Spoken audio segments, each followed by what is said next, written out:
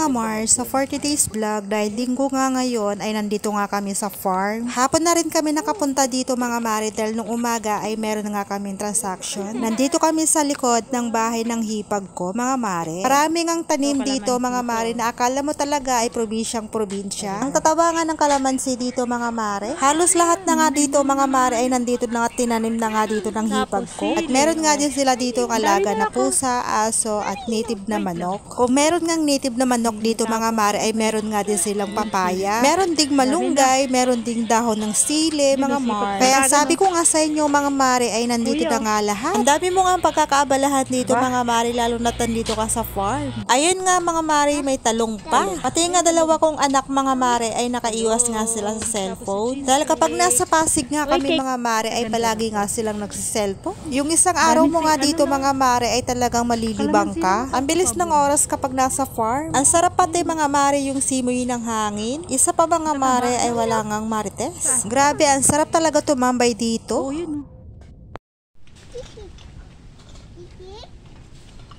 Eto at busy nga si Kuya Isko at Daddy Rod na gumawa ng hagdan. Pababa na kasi yan mga Mari kaya naman naisipan nga ni Kuya Isko na gumawa ng hagdan. Tamang libangan nga niya ni Kuya Isko mga Mari. At ako naman mga Mari ay tamang sigalang dito. Nagwalis-walis nga din ako dyan at inipon ko nga yan mga Mari. Ayan, siniga ko na.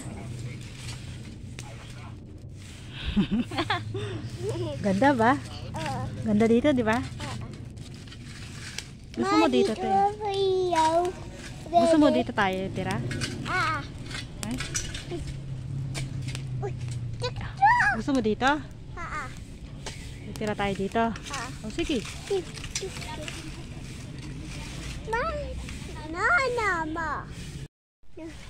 Yun o. Shing! Uy! Napupunta dito. Oh.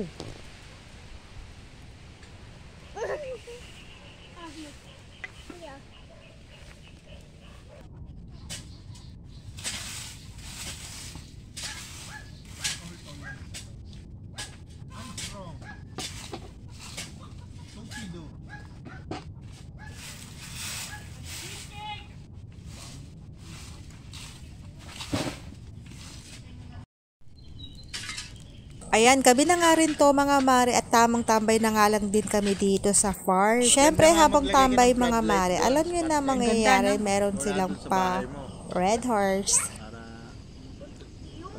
Kulang na lang sounds mo, sounds. Magandang radyo rito yung ano, yung luma. Yung ano, para feel na feel mo yung ano, pagka nostalgic ng ano. Buti nga ngayon ano eh. Tag dito walang lamok eh. Hindi malamok dito. Mahangin. Diba?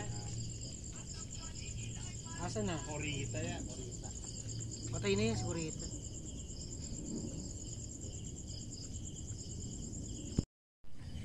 Ayun, maganda mag-bond. Ay.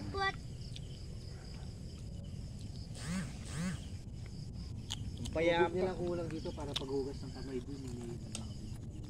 Ang payapa, oh, may kuliglig, may ano. Ay!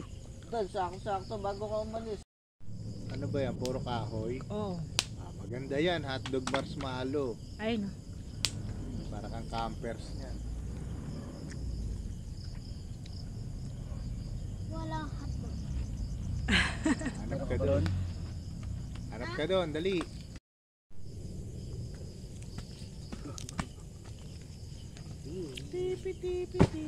Ako dami pa ako ganun toys. Puta, yung laruan na ano. Bigyan ulit kita pagbalik mo.